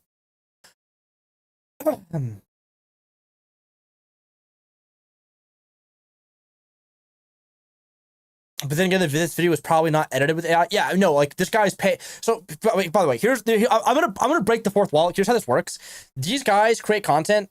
Like they have editors. Like they might be like faceless guys. They might be like just like some drop shipping retard, and they'll come in. They'll do this. Not hard to do, by the way. It's like fairly easy to do. They set up like basically a promise where it's like, hey, I copied this channel or I edited this channel, and then like they like show you the results in the video, but they don't actually ever make a channel with just exclusively AI. So like then they like get you to join a community. Generally, it's actually like this is like a paid for thing, but I guess his is free. He probably has like some type of like upsell within the community to private coaching or something. And it's just all dog shit. It's just like bad for the ecosystem.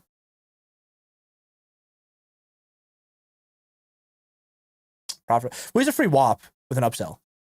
Yeah, exactly. Yeah, that's literally exactly what they're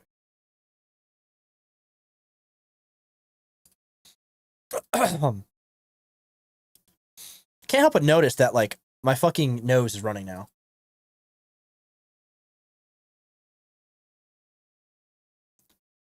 Oh.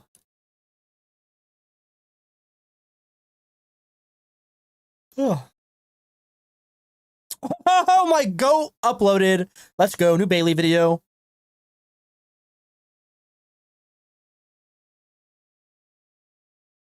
I'm convinced this guy's a fucking just the single biggest scammer of all time.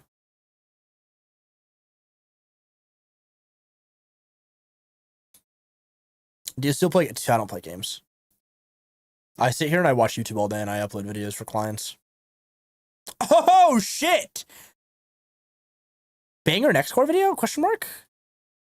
The real problem isn't that people aren't creative, it's that they don't know how to feed their creativity. They expect ideas to appear from nowhere, but ideas don't come from nothing. They come from connections, from the brain linking two random things it already knows and going, wait, what if? Let me prove it. Rick Rubin, in his book The Creative Act, talks about this exact idea. Says creativity isn't about inventing something from scratch, it's about tuning in. The creative person isn't a magician. They're more like a radio antenna. They learn how to listen to what's already around them. Patterns, emotions, little moments of resonance, and then shape that into something new. That's why most creative people aren't necessarily the most talented. They're the most attentive. They notice things others scroll past. And instead of waiting for inspiration, they build systems that make creativity inevitable. Here's one of those systems. A simple 3-step framework anyone can use. Step 1. Consume intentionally. That was kind of sick. That's kind of a fire little edit. I like that. But great creators collect wildly different inputs. Writers study film, designers study biology, musicians study silence. Think of someone like Donald Glover, a rapper, writer, actor, and director. His creativity thrives because he mixes worlds that aren't supposed to mix. He'll blend comedy timing with hip-hop rhythm and emotional storytelling. That's how you get something like Atlanta. Weird, layered, brilliant. Step 2. Connect curiously. This is where creativity starts to feel like play. The brain starts linking unrelated dots like, what if self-discipline worked like a dating app? Or what if loneliness was treated like a design problem? The question, what does this remind me of, becomes the ultimate creativity cheat code. Rubin describes this as participating in the flow. You stop trying to force ideas and instead let them collide. Those messy notes in your phone that make no sense now, they're creative gold mines waiting for two dots to meet. Only if it's not your trauma dump. Just kidding. Step 3. Create quickly. Most people never create because they're waiting to feel ready. But that's where they are wrong. Look at someone like Tyler. He doesn't sit around waiting for divine inspiration. He just makes stuff. He builds worlds, sounds, visuals. And through the act of creating, he finds what actually works. It's proof that action, not thinking, is the birthplace of ideas. And honestly, part of creating fast is having the right tools. Like when I'm editing, I don't want to waste hours trying to find sound that kind of fits. That's why I use Epidemic Sound. It's basically a cheat code for Don't we do ass? This is just all an ad. Oh, but this is a pretty good video. I like this. It's a good video. Feature is adapt. It automatically adjusts the music to fit your video's pacing and mood, which saves me so much time when I'm editing. If you want to level up your creative flow, click the link below. Use my code NEXT450 and you'll get 2 extra months at 50% off. So you can start soundtracking your ideas properly. Anyway, the truth is, every creative genius just has a better system for noticing and recording connections. Kendrick Lamar, for example, uses voice notes to capture half-formed ideas from conversations, then later weaves them into entire albums. Hayao Miyazaki sketches dreams that turn into films. They all document curiosity. Once someone realizes creativity isn't a talent, it's a habit, everything changes. They stop waiting for motivation. They stop asking if they're the creative type. They just start collecting dots and trust that eventually something will connect. So when people say, I'm not creative, that's like saying, I don't dream. Everyone does. Some people just forget to remember it when they wake up because you most likely won't find creativity anywhere. But sure, you can just tune into it. It's not luck, it's listening. And anyone, at any time, can learn how to listen better.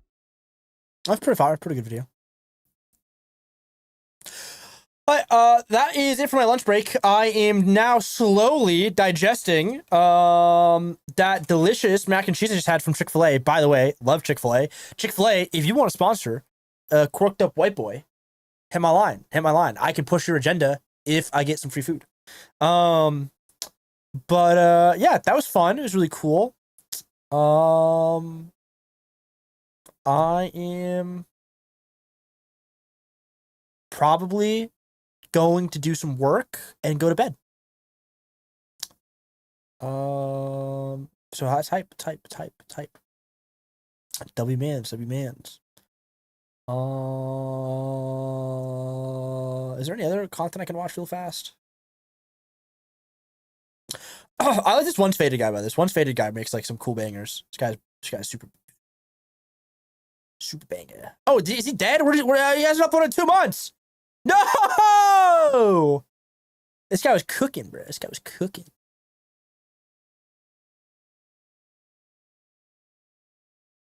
Hi, man. Where do you live? Why is the first thing you do in my chat? You try to be fed. Try to be federal. What the fuck? I'm not telling you where I live. That's weird. Now you're being weird. You could have like been here, chilled a little bit, and then like weave that question, but now you're being strange. You're being federal. No need for that. Sorry? Yeah, sit there and think about what you just said. Really think about what you just said. He lives with Dapper. True. I live with Dapper. That is true. Oh.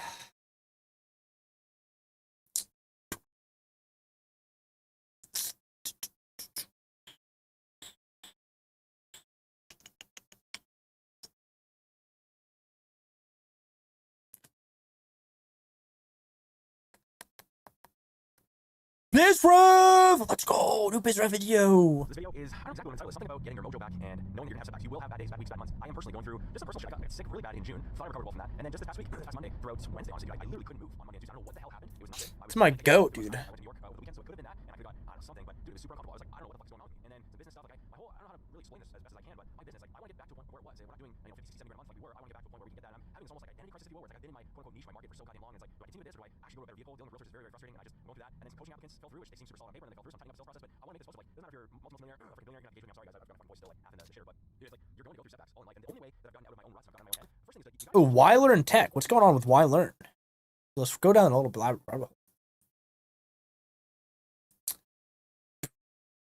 Why learn the OG goats? I gotta get off. I gotta get off. I gotta get off. I gotta get off. I gotta get off. I gotta get off. I gotta get off. I've been up here for like way too long. I've been up, how long have I been live? Dude, 90 minutes! You guys got scammed? I scammed myself out of 15 minutes. I'm only supposed to be live 75 minutes twice a week. Bro, you guys got an extra 15 minutes out of me today. That's fucked up. Oh, wait, this is kind of a banger video, though. Let's watch this real fast. This is kind of a good thumbnail. It seems like every few years, an artist breaks through with a sound that's so unique and original that it captures everyone's attention and influences the entire music industry. But here's the thing. These artists didn't just get lucky. They knew something that the majority of artists don't. And in this video, I'm going to reveal a powerful They didn't just get lucky. to set themselves apart from the rest. Was that video sponsored? What video? Important, but it's essential to your success. I'll guide you through a simple and actionable method to make it happen. It's so simple, in fact, it might even feel like you're cheating. But before we get into that, let's talk about a common mistake that stops 95% of artists from ever achieving their true potential. Most This artists one? fall into this trap that makes their music blend into everyone else. I don't know, maybe. You could be one of them too. But don't worry, I'll show you exactly how to avoid this and stand out from the crowd. Imagine if your music could be something that everyone can't help but notice. So genuine, so original, that it resonates on an emotional level with your listeners. That's what I'm going to help you achieve today. So let me introduce you to my favorite chocolate, Smarties. If you don't know them, they're basically a bigger version of an M&M. But regardless, they're here just to help me explain a few things. Cool. This is what it would look like if everyone made completely different and completely original styles of music. I need to make a post on my channel. I'm not uploading that channel anymore. Or like the type of content that people are consuming. That's going to go all to a new channel. What happens is that slowly everyone's music starts to sound the same, and you're just left with one shade of music. But why does that matter? Well, because if your music sounds like everyone else's, it's nearly impossible to stand out. And visibility as an independent artist is just as integral to success as writing great music. But gaining visibility is next to impossible if you're just a watered down imitation of someone or something that already exists. If you're an orange Smartie in a sea of orange Smarties, good luck. But if you can be a blue Dude, if you're an orange Smartie in a sea of orange Smart, first of all, what the fuck is a Smartie? think that this just isn't applicable to you. Would you make underground, blues, hip hop? This guy's clearly not American. This is a Canadian or some type of European. And this is a trap. Taking influence from what's successful now does not guarantee your success. Your fans are much cleverer than you might think, and they deserve something only you can create. But how do you create something original that only you can create? Well, don't worry, it's much easier than you might think. After I explain this concept, I'll walk you through a step-by-step method to help your music stand out. It's truly transformative. But first, let's go back to these Smarties. Imagine we have 3 artists pursuing a career in the music industry. Person A was born in London during the 90s, but moved with their Albanian parents to Kosovo during their childhood. At 15, they returned to London alone to pursue a career in music, navigating the challenges of living between 2 very different cultures. Person B was born in Barbados. See, I fucking knew this guy was not American because he said smart. What did he say? He said Smarties? No. What did he say? He said some type of like fucking like fuck ass thing, and he's talking about Kosovo. No American knows where fucking Kosovo is. I promise you. I do, because I watch Counter-Strike, and I am fucking educated. But the average person, no idea. Barbados during the 80s and faced their parents separating when they were young. Later, they moved to the United States to pursue a career in music. Person C was born in the noughties. They grew up in a multicultural household with one parent from Kenya and the other from England. Their parents adored music. No matter who you are or what you may believe now, when we are born, we do not choose our families.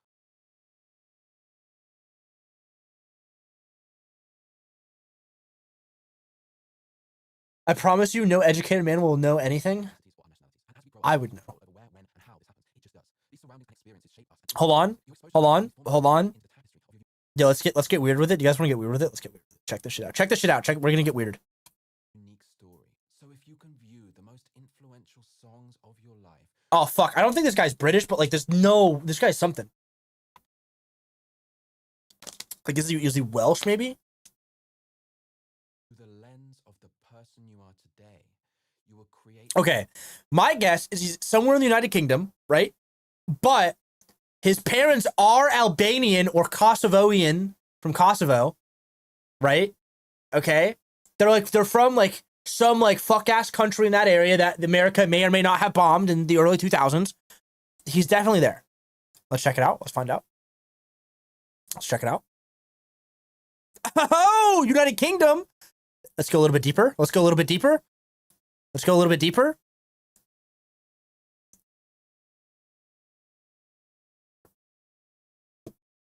Where is he from? Where is he from? Where is he from? Where is his genome from, chat? Philip Davidson. Philip Davidson. Because he's using like very specific stuff. Philip Davidson.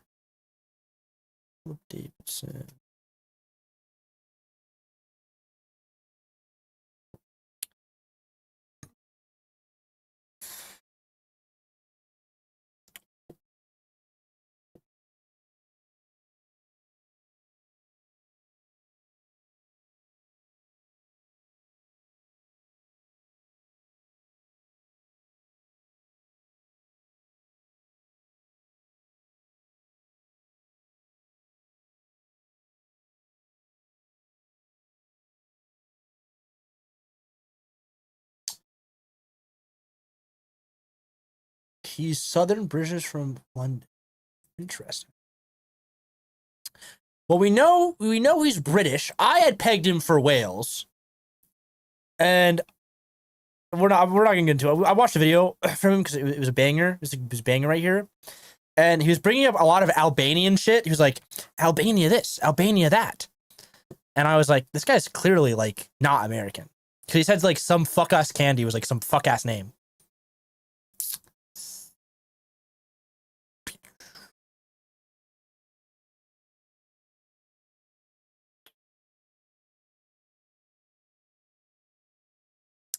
Best plugins for VTubers.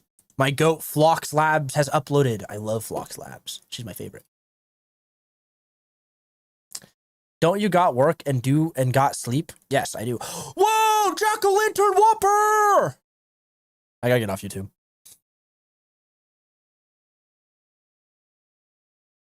Should be very good for my bag.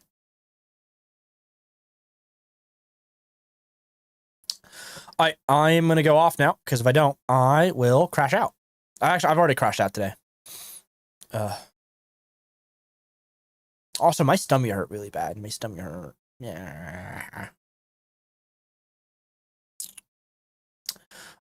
It's been real, chat. Talk to you later.